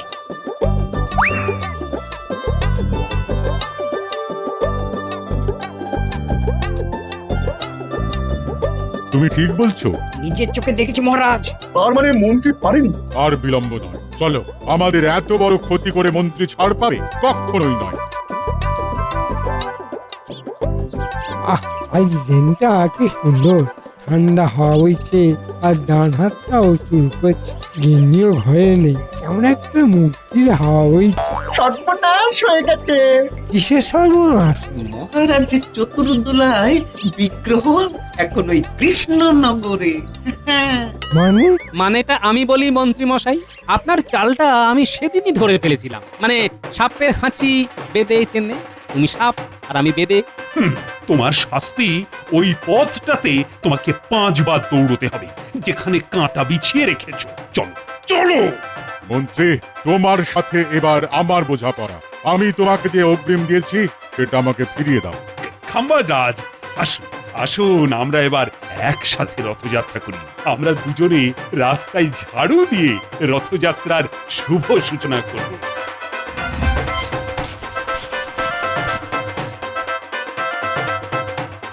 জয় জগন্নাথ, জয় জগন্নাথ, জয় জগন্নাথ, জয় জগন্নাথ। প্রভু কৃপা করো, ভক্তি ভরে রথের রশি শক্ত হাতে ধরো। জয় জগন্নাথ, জয় জগন্নাথ, জয় জগন্নাথ। বুঝলে, রথযাত্রার তো আর বেশি দেরি নেই, আর আমাদের প্রস্তুতি তো মোটামুটি শেষ। আমি আমার দূতকে পাঠিয়েছি মন্দিরের মহান্তর কাছে। সকালে বিগ্রহ মন্দির থেকে নিয়ে আসতে হবে। কোন সময়টা প্রশস্ত এটাই ও জানতে গেছে। গোপাল, এই রথযাত্রায় তোমাকে কিছু বিশেষ দায়িত্ব দেব। ধন্যবাদ মহারাজ, আমি সর্বদা দায়িত্ব নিতে প্রস্তুত মহারাজ। মহারাজের এই গোপাল প্রীতি আর গেল না। দায়িত্ব মানে কুপিয়ার আধুনিকে ভালোই কাটিয়ে দিল। মন্ত্রী, তুমি অতিথি অভ্যাগতদের আপ্যায়নের বিষয়টা দেখবে। ও তোমার সাথে এই কাজে সভাকবিও থাকবে। তা সভাকবি, এই উপলক্ষে একটা চমৎকার কবিতা রচনা করো দেখি। জয় জগন্নাথ, জয় জগন্নাথ, প্রভু কৃপা করো, ভক্তি ভরে রথের রশি শক্ত হাতে ধরো। 3 ভাই বোন আসছে রথে, মাসির বাড়ি যাবে। 7 দিন থাকার পরে উল্টো রথ হবে। উল্টো রথে ফিরতি পথে নিজের বাড়ি ফেরা। রথে বসে প্রভুর শরীর আলোয় আলোয় ঘেরা। মহারাজ প্রণাম জানান প্রভু জগন্নাথের পায়। রথের চাকা গড়িয়ে যাবে ডাইনে থেকে বাঁয়। সবাই বলো উচ্চ স্বরে, জয় জগন্নাথ জয়। কেটে যাবে সব অবসাদ, দূর হবে যে ভয়। সাধু সাধু। মহারাজ, একটা খবর আছে। হ্যাঁ বল প্রহরী, যা খবর আনতে গিয়েছিলে সেটা এনেছো? হ্যাঁ মহারাজ। মহারাজ, মন্দিরে যে দুটো বিগ্রহ ছিল, একটা আমাদের আর আরেকটা ওই খাম্বাজ রাজের। হ্যাঁ, এইরকম ভাবেই তো প্রতি বছর আমরা 2 রাজ্য রথযাত্রা পালন করে এসেছি। তা এটা নিয়ে তোমার এত চিন্তা কেন? মহারাজ, মন্দিরে পুরোহিত বললেন যে এবার একটা বিগ্রহই ওই রথের জন্য যাবে। একটা কিছু গোলমাল ঘটতে চলেছে। জয় জগন্নাথ, কিছু একটা এলোমেলো করে দাও, লুটে পুটে খাই, বড় দুর্দিনে আছি। সে কি মহারাজ, একটা বিগ্রহ হলে তো ভয়ঙ্কর কাণ্ড ঘটবে। ওদিকে খাম্বাজ রাজা ছেড়ে দেবেন না, কি হবে? এই তো খুব চিন্তার বিষয়। কি প্রহরী, পুরোহিত মশাই আর কিছু বলেননি? আর পুরোহিত মশাই বলেছেন যে যে রাজ্য আগে মন্দিরে আসবে সেই রাজ্যকে বিগ্রহ দেওয়া হবে। সে কি, এ কেমন তর সমস্যা? কিছু বলার নেই, রথ আমরাই বের করব, বিগ্রহ আমাদের কাছেই আসবে। আমরা রাত থাকতে আমাদের চতুর্দোলা পাঠিয়ে দেব। কৃষ্ণচন্দ্রের সভায় কিন্তু গোপাল আছে, ওটা ভুলে যেও না। ওই সভায় মহারাজ কৃষ্ণচন্দ্রের মন্ত্রীও আছে। মহারাজ কিছু উপরি দিলে দেখবে কিরকম কুটবুদ্ধি দেবে। ওর হাত ধরে আমরা আমাদের রথযাত্রা শুরু করতে পারব। তাহলে কৃষ্ণনগরে খবর পাঠাও। আমাদের কিছু করতে হবে না, দেখবেন ওই মন্ত্রী কিরকম নিজে থেকে আপনার সাথে যোগাযোগ করে। বলছো? বলছি মহারাজ। এলোমেলো করে দেবার সুযোগ প্রভু দিয়ে দিয়েছে। এইবার লুটে পুটে খাওয়ার সময় এসে গেছে। মন্ত্রী মশাই কিছু ফন্দি নিশ্চয়ই ভাবছেন, ভাবতে ভাবতে হাসছেন। ভালো। গোপাল, তুমি আমার দিকে এভাবে তাকিয়ে কি ভাবছো? মন্ত্রী মশাই ভাবতে শুরু করে দিয়েছেন দেখে বেশ লাগছে। কিন্তু আমি মন্ত্রী, ভাবার জন্য মহারাজ আমাকে বেতন দেন, আমাকে ভাবতেই হবে। তাহলে ভাবো ভাবো, কি করে এই সমস্যা থেকে উদ্ধার পাবো আমি। মহারাজ, আমি ভেবে নিয়েছি, আমি একবার খাম্বাজ রাজার কাছে যাব। গোপাল, তুমিও ভাবো, জগন্নাথ দেবের রথ কৃষ্ণনগর থেকে বের হবে। মহারাজ, যথা সময়ে প্রভুই ঠিক রাস্তা দেখিয়ে দেবে। কি বলেন মন্ত্রী মশাই? হ্যাঁ, কিছু বলছিলে গোপাল? বাবা, মন্ত্রী মশাই তো একেবারে ভাবনার গভীরে চলে গেছেন। রাগলে চলবে না। গোপাল আমাকে রাগাবার চেষ্টা করছে। ভাবতে তো হবেই, আমার কাজ ভাবা আর তোমার কাজ হারামো করা। আমার বলে মাথার গায়ে কুকুর পাগল অবস্থা, আরে এরা করছে ঝগড়া। মন্ত্রী, তুমি পায়ে পা বাঁধিয়ে ঝগড়া করছো দেখছি। আর গোপাল, তুমি নিজের মতো ভাবো না, রথ আমার রাজ্য থেকেই বের হবে। কিছু নিশ্চয়ই ভাবছেন মন্ত্রী মশাই। আপনি চলেন ডালে ডালে, আমি চলি পাতায় পাতায়। মন্ত্রী, মহারাজ কৃষ্ণচন্দ্রের মন্ত্রীকে বিশ্বাস করাটা কি ঠিক হবে? আমাদের কাছে আর কোনো উপায়ও নেই। সেটা অবশ্য ঠিক। প্রভু যা ইচ্ছে। আমার শুধু একজনকে নিয়েই চিন্তা, সেটা হলো গোপাল।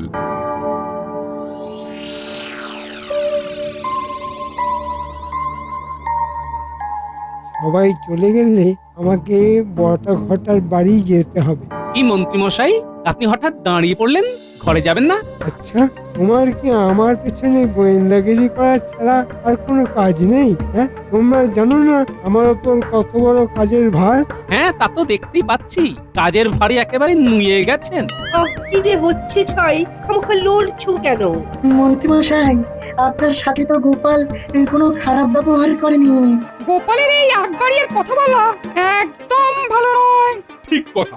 গোপালের এই স্বভাবের জন্য গোপালকে ধমকানো উচিত। হ্যাঁ, ঠিক আছে মন্ত্রী মশাই, আপনি আপনার রাস্তায় যান, আমিও আমার রাস্তায় যাচ্ছি। গোপাল গেল রেগে, ছোট্ট ভীষণ বেগে। আমিও চলি, এই মন্ত্রীমশাই চললাম। বাঁচলাম। এবার পণ্ডিত আর সেনাপতিটা গেলে হয়। কিছু ভাবলেন মন্ত্রীমশাই? একদম ফাঁকা না হলে আমি ভাবতে পারি না। তোমরা সবাই চলে গেলে তারপর আমার ভাবনা শুরু হয়। যাবে? হ্যাঁ, এইখানে চুপ করে দাঁড়াই। মন্ত্রী মশাই এখান দিয়েই যাবে, তারপর পিছু নেব। এইবার বটা ঘটাকে খবরটা দিয়ে দিতে হবে। কিছু একটা তো করবেই, দেখি কোথায় যায়। যাওয়ার জায়গা বলতে তো সবেধন নীলমণি বটা ঘটা, কিন্তু মন্ত্রী মশাইয়ের মাথায় কি ঘুরছে সেটা আমাকে জানতে হবে। ওই তো যা ভেবেছি। ভেবে নিয়েছি। এবার এই ভাবনাগুলো যথা জায়গায় পৌঁছে দিলেই আমার কাজ শেষ। ওই তো বটা ঘটা বাড়ি এসে গেছে। না, এই গাছের আড়ালে লুকিয়ে যাই। মন্ত্রী মশাই ঘরে ঢুকে গেলেই বাড়ির কাছে গিয়ে কান পাতবো। বটা ঘটা বাড়িতে আছি নাকি? কি ব্যাপার মন্ত্রীমশাই? কথা আছে, ভেতরে চল। ঘটা কোথায়? ভেতরে আছে। ওই তো ওরা ঘরে ঢুকে গেল, এবার চট করে জানলার কাছে যাই। কোন বটা ঘটা? তোদের একটা কথা বলতে এসেছি। শোনার আগে আগাম টাকা দিতে হবে। আচ্ছা, এই নে দুটো মোহর। শোন, কাল তোদের সম্বাজ রাজার কাছে যেতে হবে। আচ্ছা। শোন, রথের আগের দিন রাতে মন্দির যাবার রাস্তায় কাঁটা ছড়িয়ে দিবি, আর দিয়ে তোদের মধ্যে একজন আমার কাছে থাকবি আর একজন মন্দিরের কাছে থাকবি। যেই দেখবি সম্বাজ রাজের চতুর্দোলা, সঙ্গে সঙ্গে বাকি মোহর চেয়ে নিবি। ঠিক আছে, তাহলে আমি মন্দিরে পাহারায় থাকবো আর ঘটা থাকবে আপনার কাছে। কাজটা যেন ভালোভাবে উতরে যায়। ঠিক আছে। আচ্ছা।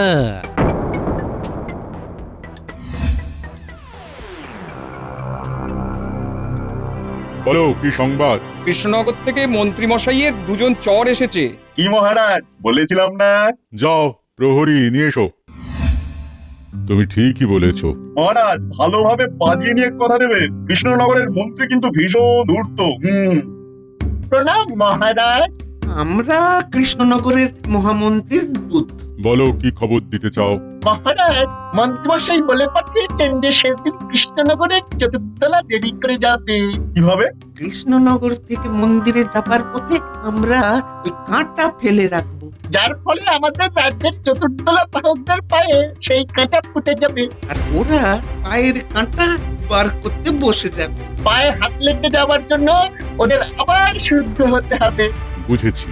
সেই সুযোগে আমরা আমাদের চতুর্দোলা নিয়ে মন্দির থেকে বিগ্রহ নিয়ে চলে যাব। বাহ বাহ, খুব ভালো ভাবনা।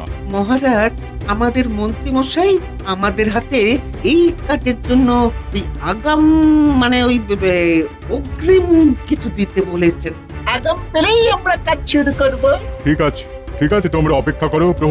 প্রহরী ওদের একটু বিশ্রামাগারে নিয়ে যাও তো।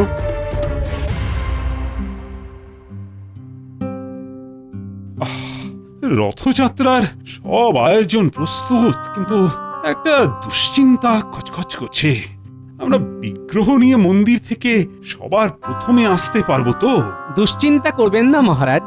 এবারে কৃষ্ণনগর থেকে রথ আর বের হবেন। ডান হাতটা খুব চুলকাচ্ছে। মন্ত্রী মশাই, আপনি মুখটা কুচকে ডান হাত চুলকাচ্ছেন কেন? গোপাল, তুমি কিন্তু আমার পিছনে গোয়েন্দাগিরি করো না। আমার মাথায় অনেক চিন্তায় ঘুম কমে গেছে। গোপাল, তুমি মন্ত্রীকে বিরক্ত করো না তো, ওকে ভাবতে দাও। তা মন্ত্রী, তুমি তো কাল থেকে ভাবছো, এবার তোমার ভাবনাটা বলো। ভেবেও কোনো কিছু কুল কিনারা পাচ্ছি না মহারাজ। মহারাজ, আমি আপনাকে কথা দিচ্ছি, বিগ্রহ প্রথমে আমরাই আনবো, তারপর খুব ধুমধাম করে আমাদের ঐতিহ্যবাহী রথ বের হবে। সেগুলো বালি গোপাল। 56 ভোগ করতে হবে। প্রভু জগন্নাথকে 56 ভোগ দিয়ে পুজো করতে হয়। আমার ওই দিকে সব আয়োজন সম্পূর্ণ, শুধু এই বিগ্রহের ঝামেলা আমাকে খুব কষ্ট দিচ্ছে। মহারাজ, আমি আপনাকে কথা দিচ্ছি, আপনার মন্ত্রীর ষড়যন্ত্র আমি ঠিক সময়ে ভেঙে দেব। এখন কিচ্ছু বলবো না। আমি খুব চিন্তার মধ্যে আছি, আমি তোমাদের রানীমা, আমরা সবাই খুব চিন্তিত। না, আজ আর আমার সভাতে মন বসছে না, বুঝলে। আজকের মতো সভা এখানেই শেষ। বিজ্ঞানী, তোমার সাথে আমার খুব দরকার আছে। কি ব্যাপার বলো তো গোপাল? বিজ্ঞানী, মন্ত্রীমশাই ষড়যন্ত্র করেছেন পথে কাঁটা বিছিয়ে আমাদের চতুর্দোলা যাতে মন্দিরে না যেতে পারে। কি সর্বনাশ! আমি একটা পরিকল্পনা করেছি, আমাদের রাজ্যের চতুর্দোলা মাটির নিচ দিয়ে যাবে, এইরকম কিছু যন্ত্র করা আছে বিজ্ঞানী। আছে, নিমেষে গর্ত খুঁড়ে রাস্তা তৈরি করা যায় এমন একটি খোঁড়ার যন্ত্র আমার কাছে আছে। ব্যাস, রথের আগের দিন তোমার কাছ থেকে ওই যন্ত্রটা আমি নিয়ে নেব। এবার চলো তোমার বাড়ি, আমাকে যন্ত্রটা কিভাবে ব্যবহার করতে হবে একটু দেখিয়ে দেবে। চল। খুবই সহজ, একটা বোতাম আছে লাল রঙের, সেই বোতামটা টিপে দিলেই ডিম পাখা ঘুরতে থাকবে আর মাটি কাটতে থাকবে। বাহ, খুব ভালো, সবই প্রভুর ইচ্ছা। জয় জগন্নাথ।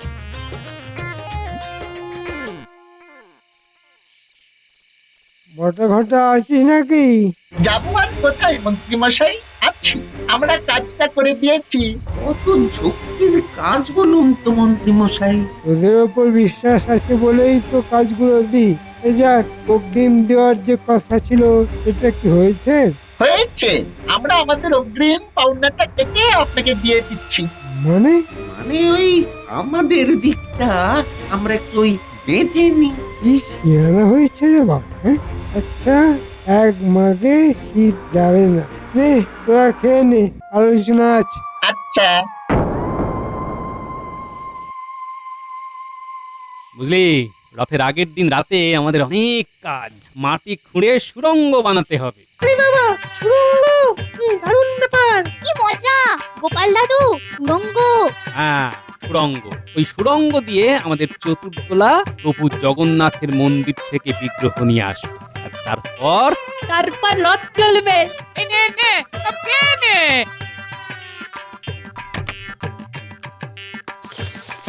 সবার জন্য পাপড় ভাজা নে।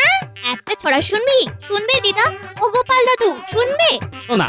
রথ চলেছে পথের মধ্যে দিয়ে, মন্ত্রীমশাই দাঁড়িয়ে আছে কানে আঙুল দিয়ে, তার সামনে বটা ঘটা নাক খত্তায় মাঠে, গোপাল দাদু নাগরা পরে রাস্তা দিয়ে হাঁটে। বাহ বাহ বাহ বাহ, দারুণ বানিয়েছিস তো। দাঁড়া, তোর কথা আমি আমাদের সভাকবিকে বলবো।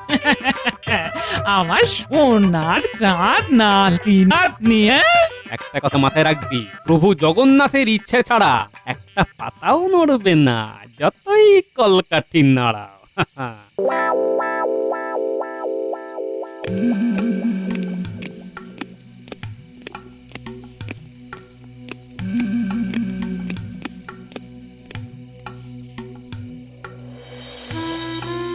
কিছু উপায় হলো মহারাজ? আরে, আমাদের সব থেকে আগে মন্দিরে পৌঁছতে হবে, এছাড়া আর কিচ্ছু জানি না রানী। জানি না এবার প্রভুর কি ইচ্ছে। মন্ত্রীমশাই কিছু আলোকপাত করতে পারলেন? না, মন্ত্রী শুধু ভেবেই চলেছে। যখনই কিছু বলছি তখনই মন্ত্রী বলছে ভাবছি।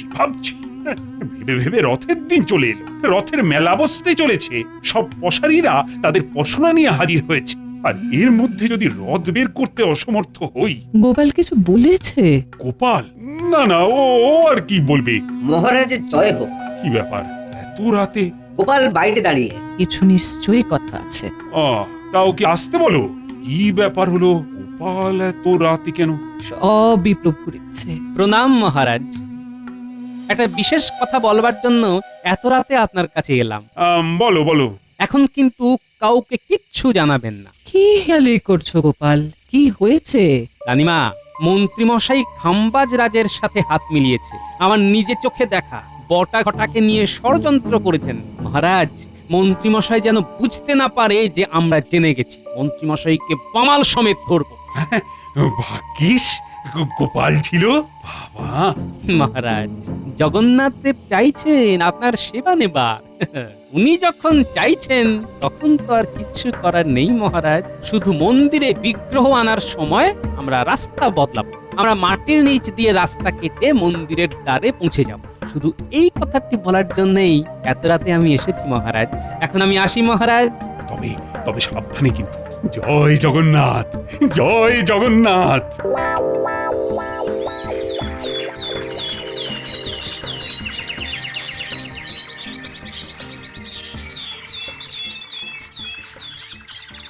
মন্ত্রীমশাই, কাল রাত পোহালেই তো রথযাত্রা। আপনি তো ভাবতে বসেছেন। আপনার ভাবনায় এই সমস্যার কিছু সমাধান বের হলো? মহারাজ, কি হবে বলুন তো? আমার মাথায় তো সত্যি কিছু আসছে না। মন্ত্রী মশাই, হলো কি আপনার? মাথা করছে না যে কাজ। খিদে ছাই হলো, ভাল লাগে না আজ। মন্ত্রী, তুমি তোমার মাথাটা বরং বিজ্ঞানীর কাছে পাঠিয়ে দাও। আর বিজ্ঞানী, তুমি মন্ত্রীর মাথাটা ভালো করে পরীক্ষা করে দেখো তো তার ভেতরে কি আছে।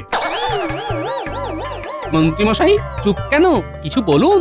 এখনো ভাবছো? তুমি ভেবে যাও মন্ত্রী, ভেবেই যাও। আর কাল সকাল পর্যন্ত ভাবো। আমরা আজ রাত পোহালে কালকের রথযাত্রা নিয়ে ভাববো।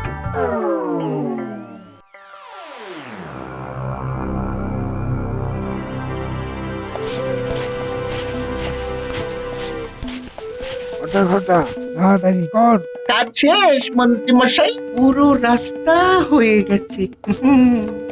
এইবার যারা এই রাস্তা দিয়ে যাবে তারা মরবে। নমস্কার, কাজ হয়েছে।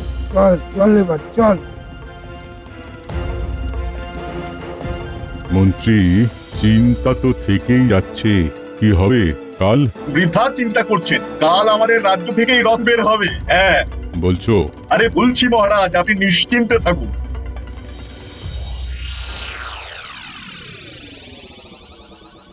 বাহ বিজ্ঞানী, কি সুন্দর জিনিসটা।